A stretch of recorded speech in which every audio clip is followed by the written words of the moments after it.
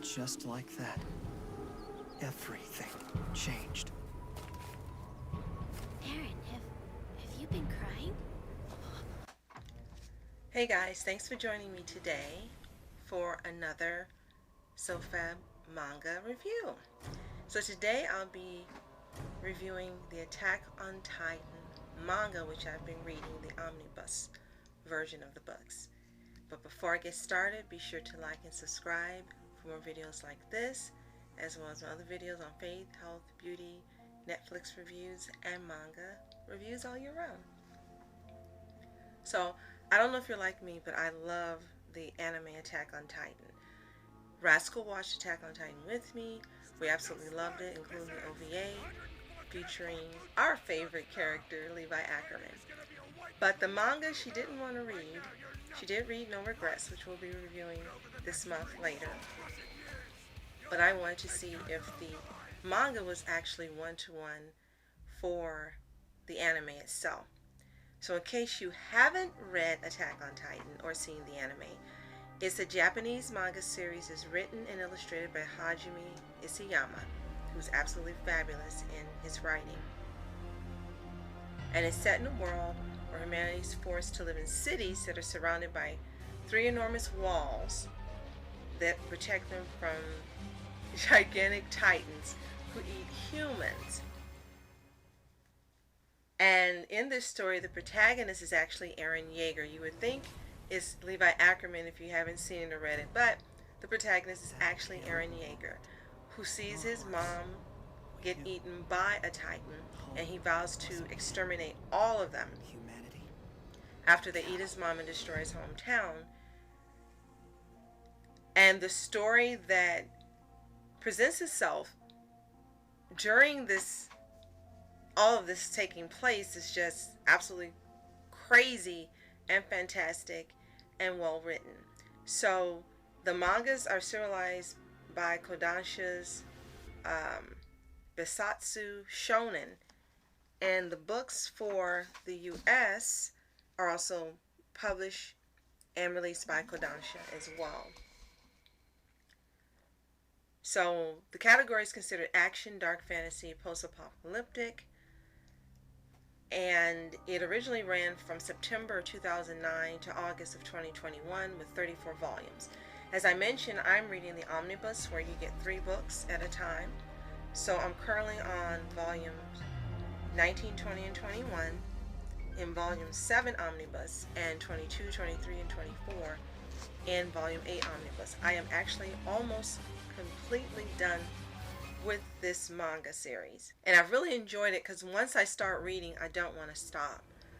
So if you watch the anime series, you know that it's produced and animated by Wit Studio for the first 3 seasons, and after that MAPPA took over for season 4 and the final season. And the openings are fantastic. The animation is fantastic. It's actually a critical and commercial success. So I don't think there's many people that don't know of Attack on Titan, but I think there's quite a few that haven't read the manga or watched the anime. So I want to let you know, if you haven't read it, you really should. And I think I would actually recommend, if you haven't seen the anime, that you read the manga first, because it is probably about 85% one-to-one to the anime. There are some things they've left out that definitely should not go in an anime that's going to be aired on TV where possibly children watch it. And when you see the images, you'll know why. And no, it's not images of the Titans eating people or Levi Ackerman kicking butt or any of that. They're images that are suggestive, heavily suggestive in nature, and some that are actually just really disturbing that might trigger some people. So I do understand why 15% of the content has been left out. So as I did mention, Eren saw his mom get eaten by a titan and his hometown destroyed, Shingansana. I hope I'm pronouncing it correctly. And he's made a couple of friends along the way. Mikasa, who ends up being reared with him as his sister after her mom is murdered and her dad is killed as well. And Mikasa falls in love with Eren when he protects her from being killed as their children. And the red scarf she always has on is the scarf they gave her. They made friends with a young boy called Armin Arlert, who is brainy and who really, you can tell, hasn't had any friends. So these are the first friends that he's actually made. And they become this trio that sticks together. And once the hometown is destroyed, they actually enlist and become soldiers. Backstories are shown throughout. You get a little in the beginning, but mostly the backstories are sprinkled throughout the show that you see not only for these three main characters, but also for others. 5 years after Shiganshina's fall, the Wall of Maria falls. And before that time, Eren and his friends train for the military. And once their training is done, the Survey Corps is what the army's called. And Eren, Mikasa, and Armin are transferred to the Special Operations Squad after the fall of Wall Maria, under the care of Levi Ackerman and Hanji Noa. Now, the thing about the manga is Levi Ackerman seems to appear quicker than he does in the anime. He doesn't come until, I think it's the 9th or 10th episode of the anime. And I personally had heard of Attack on Titan, like I'd seen maybe it pop up, but I didn't know anything about it. I'd never read it or seen the anime. So a person I follow on Twitter suggested, you really have got to see this anime. Levi Ackerman is awesome. But the anime itself is really good. So on demand, they had all of these seasons available to watch. And I just began watching it to see if I would like it. And actually, after just the first episode, it was really interesting and engaging. And I stuck with it. I told Rascal about it, and she had to catch up with me because I think I was about 5 or 6 episodes in. And then she caught up with me, and we began watching it at the same time. And let me tell you, when Levi Ackerman comes into the anime as well as the manga, it's like a tornado. He's forceful. He's confident. He's great at what he does. He's wiser beyond his years. He looks younger. And when you look at him, he looks like he's as young as Eren, Mikasa, and Armin, but he isn't. You get a great backstory for Levi Ackerman, and I won't touch on that very much in here since we're going to cover No Regrets. I will save the majority of that for that, but he's had a very rough background, and he was living underground with his friends, and he was able to be brought to the service by Captain Irwin Smith. And his life changed after that, after becoming a part of the Survey Corps and training and becoming a captain. So with that being said, after they joined the Special Operations Squad, they tried to figure out a way to rebuild the Wall of Maria or repair it. And so much goes into this. So many things happen. You find out that there's Titans that are living amongst the regular people as well as in the Survey Corps. And these Titans are living dual lives. Some of them are spies for the enemy.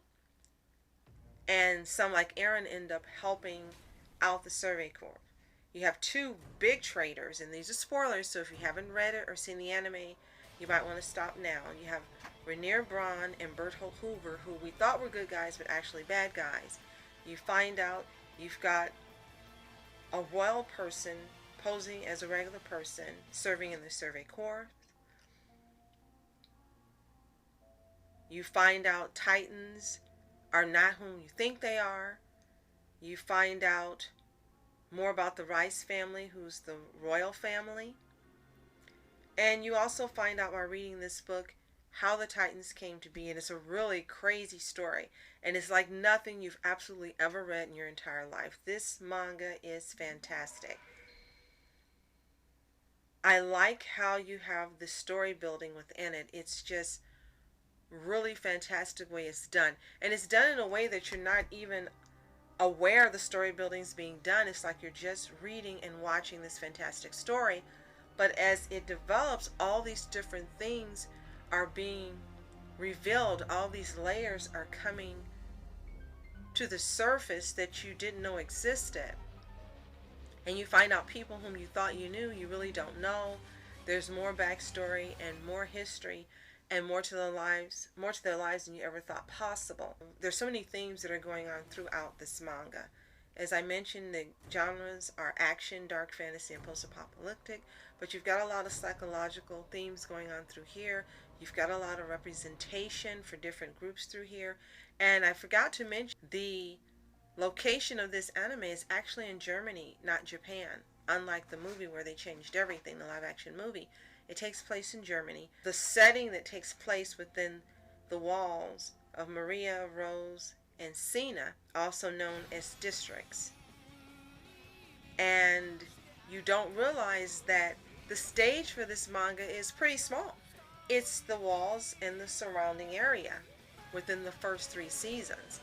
And it's almost like a play where everything takes place in this one locale. But when you get to season 4, then it branches outside of that area and you learn there's more beyond the walls and you get to see more of the world that exists in this. There's a lot of action and violence that takes place. Levi is, or humanity's I should say, most powerful soldier, and he's the head of the elite squad of the Survey Corps.